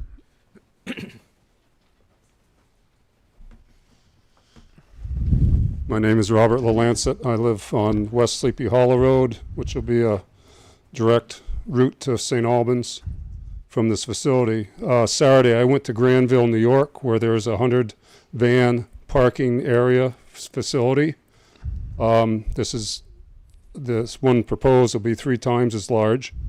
Midday, I got there, and we were led to believe that these Amazon vans will be leaving in the morning after the peak traffic.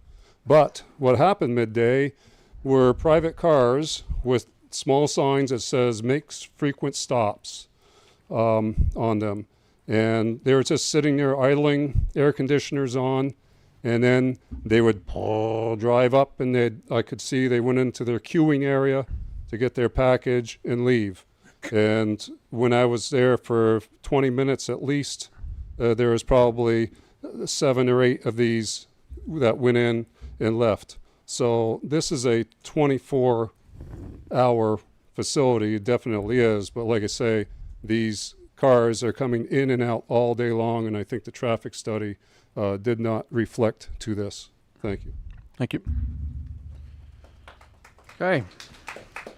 We're going to pause for a second. It's 8 o'clock. We've given a little bit of extra time here as well. I'm going to bring it back to first the staff. Any comments, staff? Board. I don't have anything additional to add. Board members. Any questions for applicants or staff? I have one. I noticed on the parking number of parking spaces that there were 10 parking spaces for EV vehicles, and I didn't see any charging stations. Are there going to be charging stations at the? Just because it's the first time tonight, Jonathan Greeley from Amazon. I think we addressed this maybe. I might have missed it. On March 20th. That's okay. And so lots of new people to the conversation. So this building will be EV ready. Mm-hmm. We're in the process of rolling out 100,000 electric vehicles, delivery vans across the country. We've got more than 10,000 on the road today. The long-term plan would be to bring electric delivery vans to the site. That is often a following action, not an immediate action. One of the things we also have to keep in mind is the unique nature of any facility regarding topography, distance travel, all that kind of stuff. So I think the long-term plan would be to have electric delivery vans. I don't have a timeline when that would be rolled out. And I had another question about that also. Oh, sure.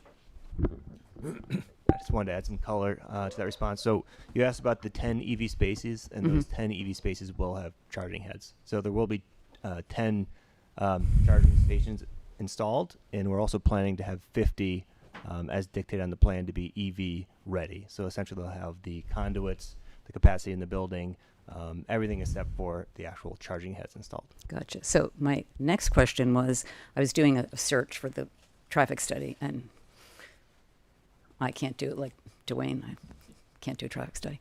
But what I came up with is in May and a bunch of other months, there you have the Rivian vans, and there's been some big fires like that they couldn't put out. There's like I don't know. I think it was in Texas that like 10 of them just burst into flames, and I guess it's pretty common with the Rivian vans, which you have a big contract with. So I was just wondering, like, will the spaces that you store these be covered, or, you know, because I'm sure in Texas is probably an issue with. I can't speak to that. Yeah, to yeah. That incident. We certainly could do a follow-up conversation. All Amazon electric delivery vans are Rivian vans. Amazon is actually. Yeah, and I know sometimes it's the news likes to report big fires and stuff like that, but I can tell you there are several hundred on the streets of Massachusetts and have been on there for 2 years at the moment. Yeah. I don't know of any a significant major issue. That's my most proximate example, but 'Cause those vans would be stored outside. And I guess there is a problem with that particular, not just Amazon, but that particular manufacturer has a problem with unusually common fires. It's pretty rare with EVs, but I would be remiss to characterize myself as an expert in electric vehicles. So I would simply say that we are very focused on the safety of our fleet, recognize that occasionally something may happen. Happy to do if you need like a follow-up on the characterization of the safety record of our Rivian. yeah, I'm Liberty just vans. thinking of Happy in a to do so. forest. It wouldn't be too great with 10 vans bursting into flames, you know. Right, again, I can't comment on the veracity of that article or whatever else. I'm not denying it either. Happy to just say that I think we've got a pretty good safety record with it. The vans are stored outside. We have a whole safety protocol, as does any individual, I would imagine, individual owner. Yeah, but just take a look, maybe. Yeah, sure, happy to. Just one more comment on that. The EV charging stations aren't specific to, you know, like Rivian vans. They're just No, it for wasn't. employees It wasn't the charging stations that was the issue. I think it was just. Yeah. I just wanted to clarify. Yeah, those are. I didn't. They're usually fine. Otherwise, supermarkets would be blowing up all over the place. I mean, they've been on the Rivian vans have been on the road for several years. Okay. Board members, anybody else? Trevor? No, I don't have any questions. Okay. Nick? No, not right now. Okay. Thank you. So we're in a position now where we've had 3 of these meetings with very large crowds. Spent a lot of time talking back and forth. I don't know that we as a board have had a chance really. We're not allowed to talk to each other about this application unless we're here present in this room, and I'm thinking that that perhaps we'd like an opportunity to have a conversation ourselves. Wondering if there is anybody on the board that would be interested in having a deliberative session, which would be a private deliberative session, which would be an opportunity for us to have an opportunity to talk among ourselves, to at least hash out what our questions or concerns might be. Mr. Chair, if I can step in on that, Please. I think we're at the point that to echo your point, we have not had a chance to deliberate amongst ourselves. Yep. And I would like to actually suggest that we close the public hearing with full awareness that we can reopen it again. There have been questions raised by some members about continued public input, and we can certainly go that route. But I'd like to close the public hearing and move into deliberative session so that we can have that debate and discussion, because that we haven't had to do that yet. Over 3 meetings, we have not had a chance to, on this board, debate and firmly determine what we feel we need to have for more information. Great. Speaking out of turn, but I object to any we're- deliberative session. I understand what you're saying, and I hear what you're saying. However, we're having a conversation here, so thank you. So, first of all, I think you should explain what a deliberative session is, okay? That's different from an executive session. Correct. And I will say that I don't think we need to go into a deliberative session yet. I would much prefer to talk about this out in the open. And if the majority of the board wants to go into the deliberative session, so be it. But, you know, Thank I you, have no Brad. problem Thank you. talking about anyway. But I think that you should explain what a deliberative session is so it's not misunderstood. Sure. Good point. We appreciate that, Hubie. So deliberative session is an opportunity for the board. Could either be done publicly or it can be done privately. And in this case, I think it might make sense for us to do so privately, where we have an opportunity to actually have conversations among the board specifically. It doesn't necessarily mean that we're going away to make any decisions and coming back and just announcing what we're going to do or what our decision happens to be. It's an opportunity where we actually can talk amongst each other about what questions we have as board members and what concerns we might have as board members. So we do have the option to make a decision ourselves and then come back and announce what that is. However, we could also come back and state that we want to have a public vote as well. So, Mr. Chair, I believe we can correct that. I don't think we can make a decision in deliberative. Oh. We have to come out of it. So You're right. The point is, no, we can't. whatever we do, whatever decision we make or execute would be in public. Make it. No, we can do it now?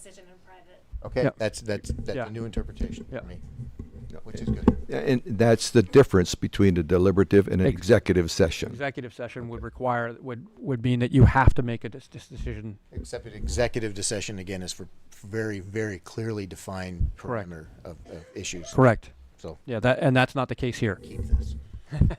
You keep that. Again, opposed to deliberative session. Thank But you. Heard that. Yeah.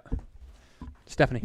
I am in favor of deliberative session because I think it is a hot topic that we will not be able to have an open conversation with the board without interruption. And I think that is very necessary with this application.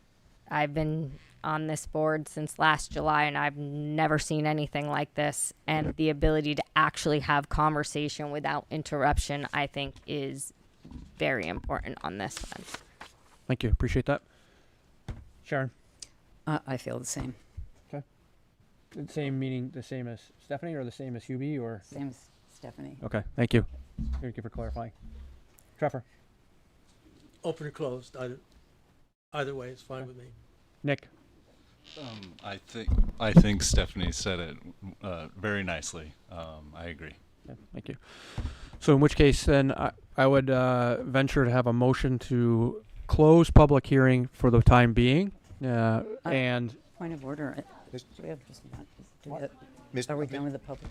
Mr. Chair? yes. Might I suggest might I suggest an 1 minute, please, sir. I'm trying to listen to a board member, please. Thank you. I'm dismayed about the disrespect that we're being shown ourselves. So to that point, what I would like to suggest is that in light of everything that's been going on, that we dedicate the remainder of this evening till 9 o'clock to public comment. And when we schedule a deliberative session following up to this. Because I don't believe we have to have the deliberative session on the same night that we take the public comment. And that would provide the additional opportunity, whether it's repetitive or argumentative or Amazon-based, that allow that additional time for the public comment for the people that are here and have taken the time to be here. I can appreciate that, and I can appreciate, and as part of a conversation back and forth, that my concern about that is that given the number of meetings that we've already had about this and the length of time since this has been on the docket since March 20th, there's been a substantial amount of time that the public has had an opportunity to certainly, and I'll say this to the entire board, but the public has had an ample opportunity to make their concerns known, and I think that we've had between email and in-person opportunities where we've dedicated full meetings to public comment. I'm wondering if we might not just continue, if we could continue till 9 o'clock tonight and then go to deliberative session at a different time. However, at some point we have to wrangle what we're dealing with and come to a conclusion. And I'm feeling like we could just go on forever if we just want to have public comment about the rights or wrongs of this application indefinitely, and I'm not sure that we need to do that at this point. So I'm willing to hear from anyone else, if given that it's. I would support that suggestion from Mr. Broussel. Okay.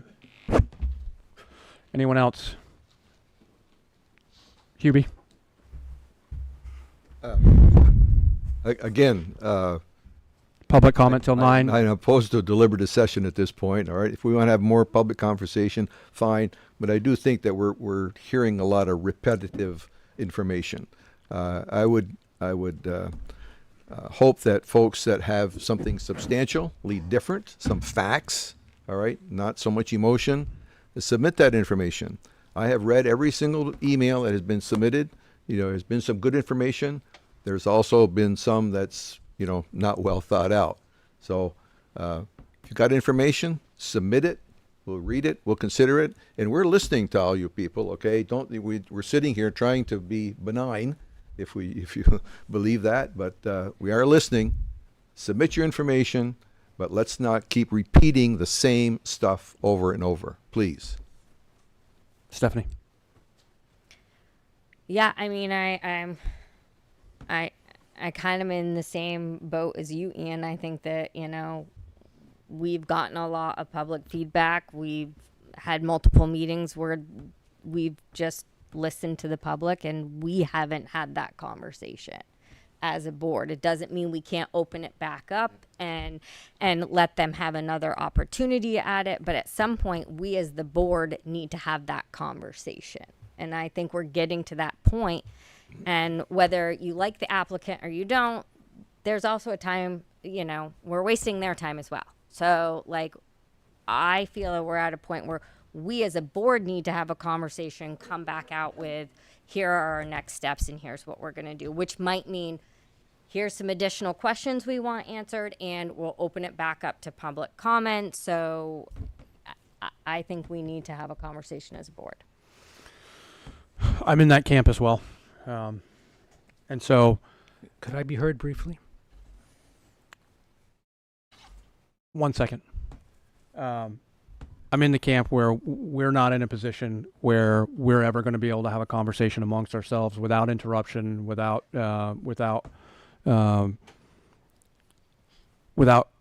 hearing from the general public. And I think we have to have the opportunity for us to at least have a conversation about where our concerns lie, or what our feelings are about both what staff has presented, what the applicant has presented.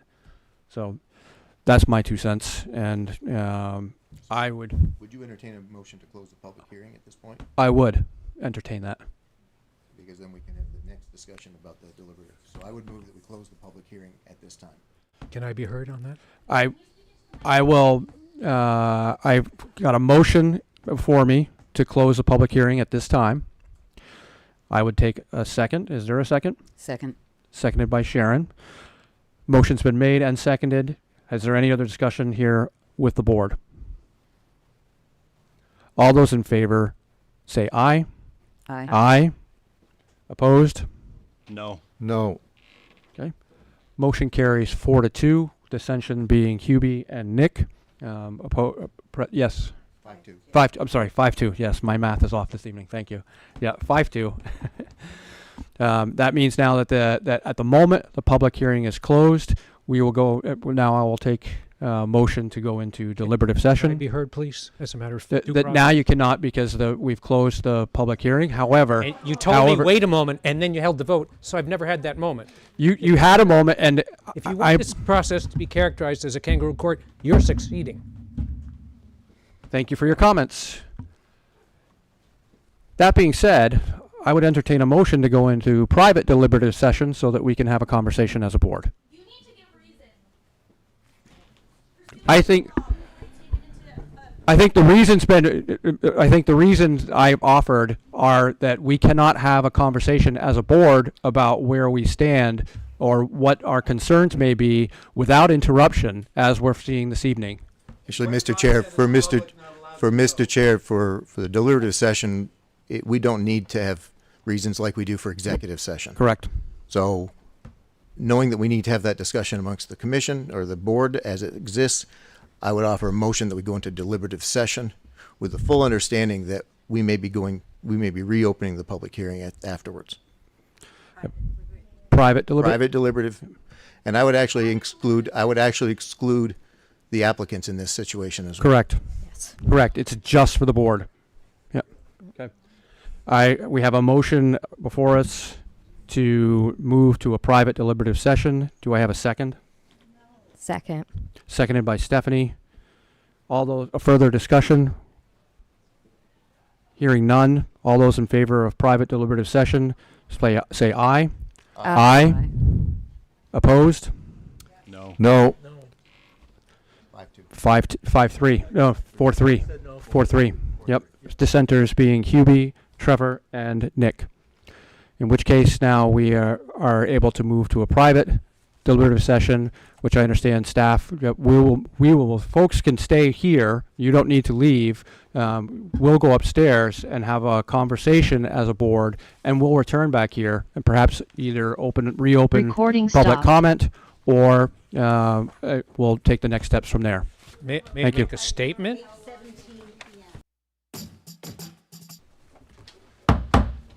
All right, welcome back. Hello, everyone. I'm going to note for the record that we have returned from a deliberative session, private deliberative session at 10:06 p.m. We're missing 2 staff. That might be key. I think they went home. Just giving them a minute to get here.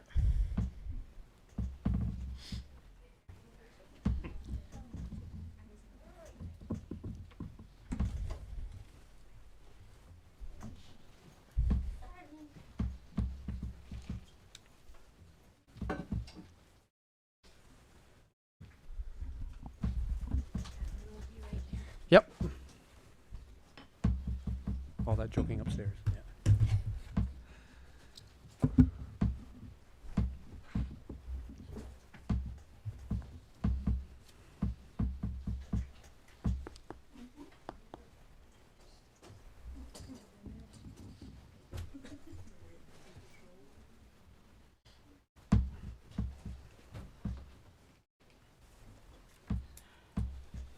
Just waiting for Catherine. I think she probably did leave. Yeah, that's what I thought.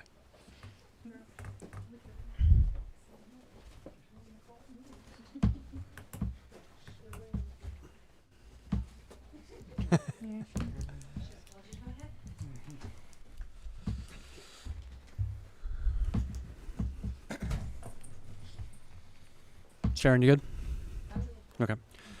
So we are recording already, yes. So as noted, board has returned from private deliberative session at 10:06 p.m. Through our discussions, we find that we would like to reopen, I would take a motion to reopen the public comment section of this evening's hearing. If someone would like to. I would move that we reopen the public hearing. I second.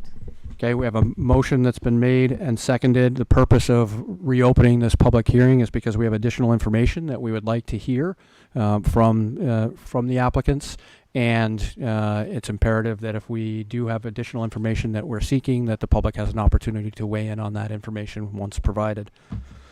Any further discussion amongst the board in regards to reopening public hearing? Hearing none. All those in favor say aye. Aye. Aye. Opposed? Motion carries 7-0. Okay.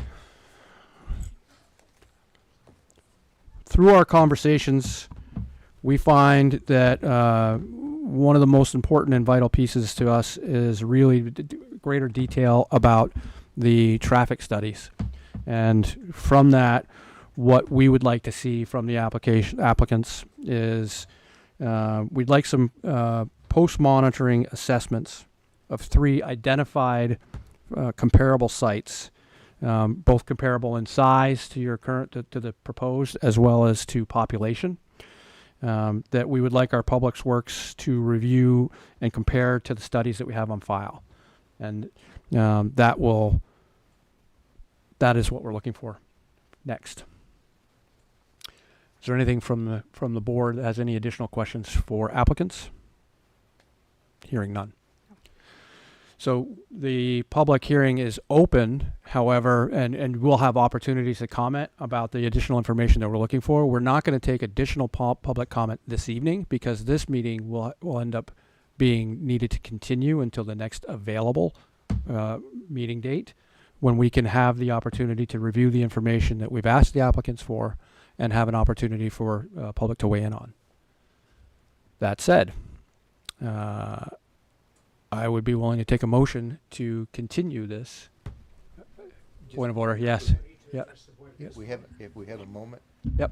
I'd like to make sure that the applicant understands what we're looking for. Sure. Yeah, that would be fine. Thank you. You can use the mic. I'd like to take a moment and make sure that the applicant understands what we're looking for. Sure. They might have questions. Yeah. Yep. So Fair. is that Yeah. clear?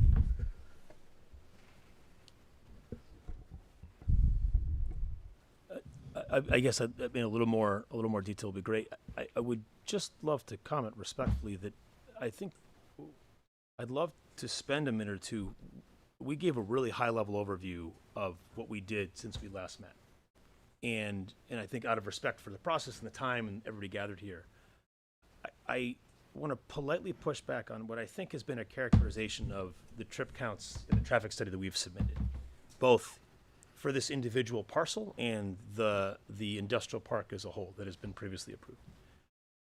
We didn't just take an IT classification off a shelf, assign a factor of an extra 20% and call it a day, right? So what we've submitted is based on our experience in operating facilities of a wide variety of types, of a wide variety of scales and square footages, of a wide variety of contexts across the country. Further, it is our expectation, and so just to be very clear, we believe we've more than accurately overestimated what our traffic impact is going to be, and done so through this process. Secondarily, it is our expectation that the Act 250 process is going to require some level of post-occupancy monitoring, whether it's a single time, a year out, or longer, right? And so we have some experience doing that facilities across the country. So it's our own enlightened self-interest that if we're putting forth traffic counts and putting forth projections, and if we know we're going to be monitored, that we're accurately doing so. And so I just want to make sure the board understands that we didn't just make some stuff up, right? And we are not lowballing here. And I've said this before, I'll say it again. We don't want to be your traffic or be in your traffic. We have a vested interest in making sure we're able to move the wide variety of vehicles that come through here, but personal vehicle, delivery van, or line haul truck, in an efficient way, and doing so in a way that does not exacerbate AM, PM peak, but also allows us to compete our delivery objectives, our business objectives. And so I just want to make sure that's very clear here. And if the board's willing to hear it, I do think having Langham spend a little bit of time on what we did and what we view the third-party review says, I think is important. And so I think I have a broad, and once we do that, I'd love to hear more broadly what you're looking for. I can't commit to what, I can't commit to that tonight. You actually just touched on it. Yeah. You actually said you've done this post-assessment on multiple sites. Yeah. So I think we're not just looking for, the proposed projection, if I may. Go ahead, please. Go ahead. We're not just looking for the best guesstimates or the overestimates and the best guess. You've put that in front of us. Yeah. And there's different opinions on that as well, but we're really looking at what. It's not a guess, though. Respectfully. It's not a guess. Okay. But we're looking for what's the real life result? What's the resultant of the implementation of these facilities? And if you already said that you've done these post assessments multiple places and multiple times. Yeah, but that doesn't necessarily line up with what you're looking for, right? I've got one in process for a 3.8 million square foot warehouse. And well, that's why we said a similar size and community. So my point is that like I can't commit to doing that tonight. I will happy to report back in writing through Kent to the board about how we take that under advisement. It's not something we're prepared to respond to tonight. We're not looking for it tonight. Yep. No, I'm not, but I'm just even committing to that request, right? So because respectfully, again, I'd love to have our traffic consultant address the full scope of what we've done today and understand and kind of share how we view the report that we did, right? And so the third-party report that was done on our submittal, right? And do you mind if we spend a few minutes I on think that? I think we're well, respectful of everybody's time, but we've been waiting to do that tonight, and we didn't get a chance to do that. But you had an opportunity. You did earlier. We were asked to. I think we were asked every single one of you was given the mic. Well, all due respect, we were asked to kind of, through staff, we were asked to kind of briefly address some of the stuff. I think we heard a lot of testimony tonight. We fully expected a chance. Okay, once the testimony was taken, we tried to be respectful to make sure everybody here who got to speak had a chance to speak. I think we've always expected if there was a desire for a deeper analysis or deeper discussion, we would unlock a much deeper discussion on the technical merits of what we've submitted. I am fine with providing at least an additional 15 minutes to at least have an opportunity to hear what he has to say. And I understand. Given the late hour, I'm leaving at 10:30. Yep. Just I'll put that on the record at this point. That's fair. I'm out the door at 10:30. Yep. So we'll give you the floor. Thank you, and I'll try to make it brief because we have talked about this quite a bit, and what we have done is What's your name? My name is Dan Clary. I'm a senior traffic engineer with Lang and have 40 years of experience in the traffic engineering field, and I've done multiple warehouse type projects, distribution facilities. There was an overall traffic study done for this site, and that traffic study was approved by the town, and VTrans has accepted it, and the consultant for the town, Stantec, has in their letter said it was done properly and in accordance with. And that included the overall trip generation for the site that they used as an industrial park.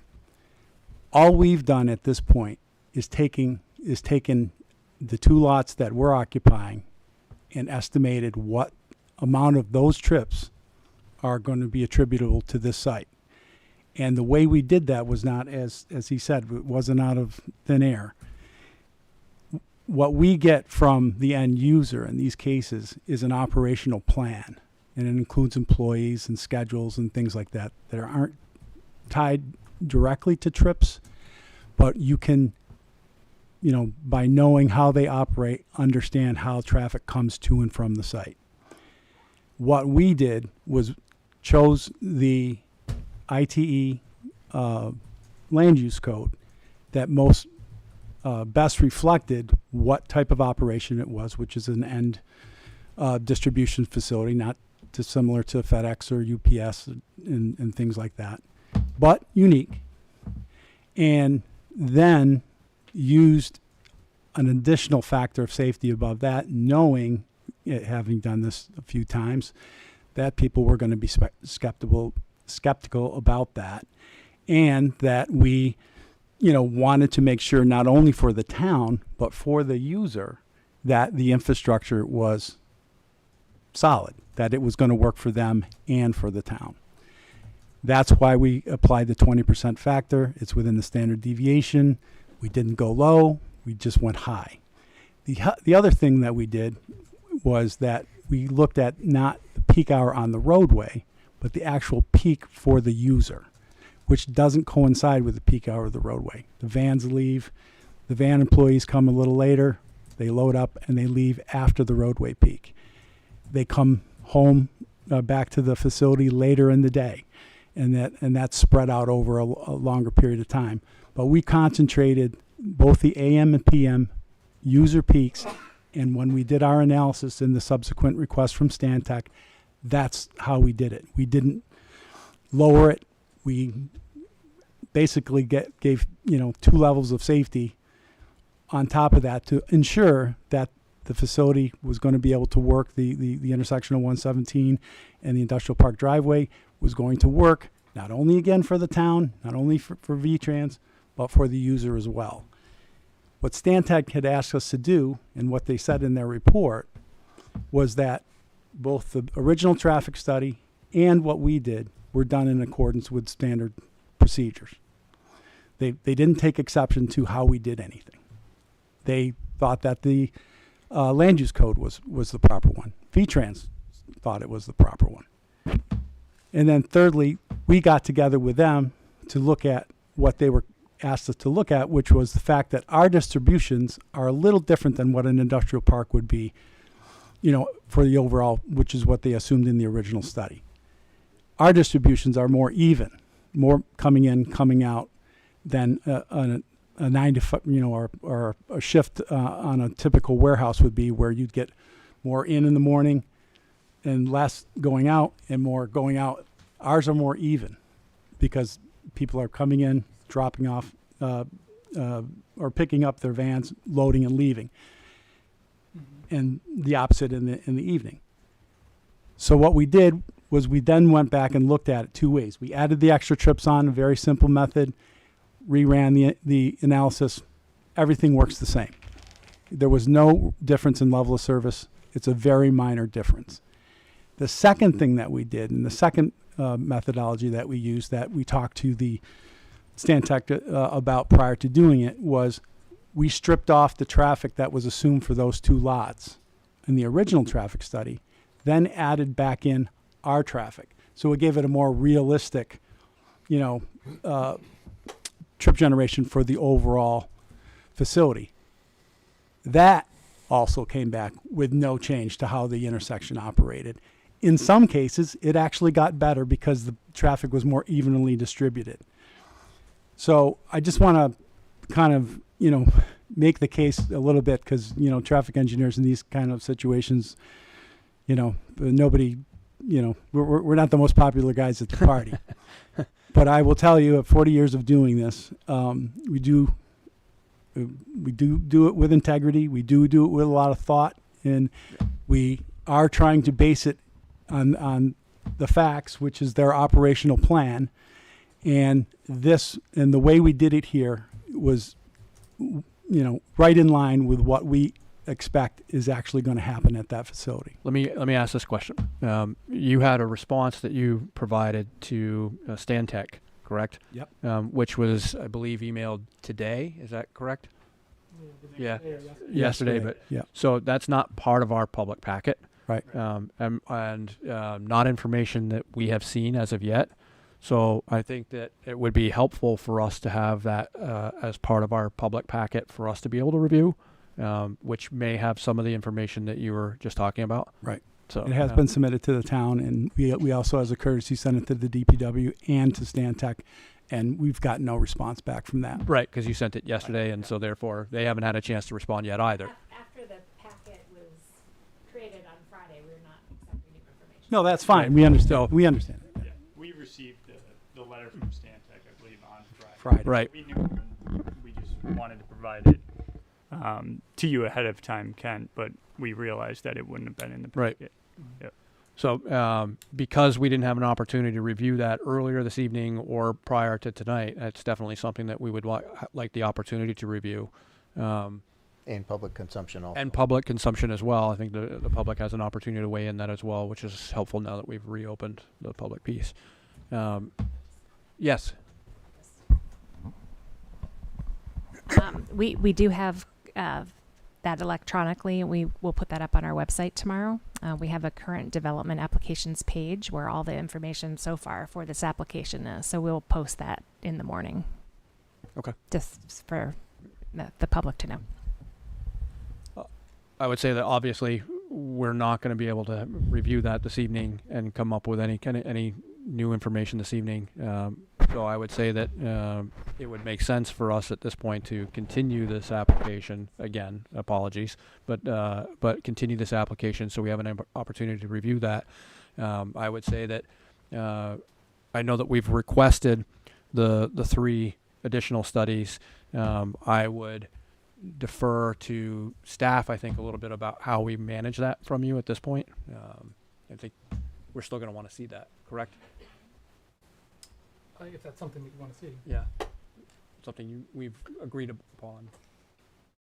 I think knowing that we haven't seen the additional information yet. The request has been submitted. Yep. I think it's up to the applicant to respond Correct. to that. So. Yep.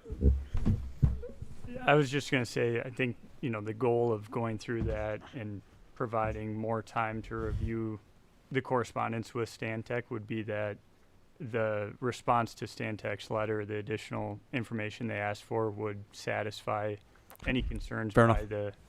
the engineers reviewing the document and questions raised by DPW. Fair enough. In that case, at this point, given the late hour that we're at, unless there's some additional information that you'd like, I understand that you want an opportunity to speak, sir. I do get that. If I allow you to speak at this point, then I have to allow everybody else that wants to speak at this point as well. And we are continuing the meeting, so and the public to be heard section is still open. Okay. Give me 30 seconds. 30 seconds. You can roll your eyes at my request. I'm here to do a job for my clients. I apologize if you roll your eyes, you feel you need to roll your eyes about it. I didn't roll mine. So I don't- This is an important I will ask you to speak to me directly, and I will ask you to speak to me courteously, please. and I'm trying my best. Go ahead. James Dumont. And you live where? I'm in Bristol. I represent 23 of your citizens. Okay. And there's a fundamental point I need to make before you break up.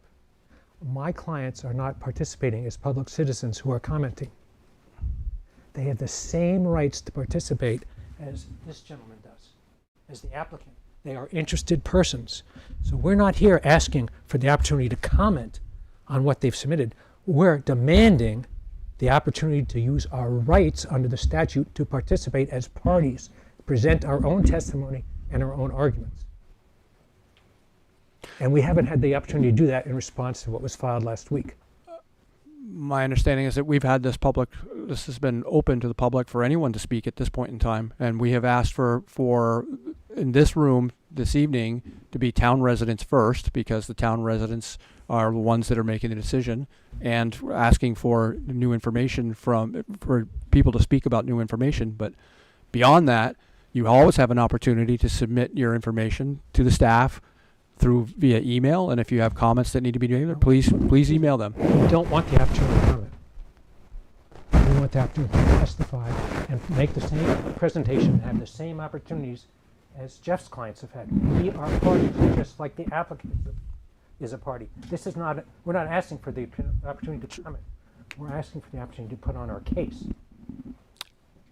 And Right. We're not a court. We are not a court of law. And I appreciate the time that you're asking for this. If you would like to make this case further, I suggest that you contact staff, and if staff needs to reach out to legal about how we need to perform, do anything different. I filed the letter earlier today. Yep, today, yes. Yes. Yep. Thank you. I know it's been a long day for everybody. Thank you. Okay. Yeah, I would to continue. Yeah, I would take a motion to continue the application at this point in time. I make a motion to continue this application at this time to the next available date. Seconded. So we have a motion that's been made by Stephanie, seconded by Sharon. Any further discussion amongst the board? All those in favor say aye.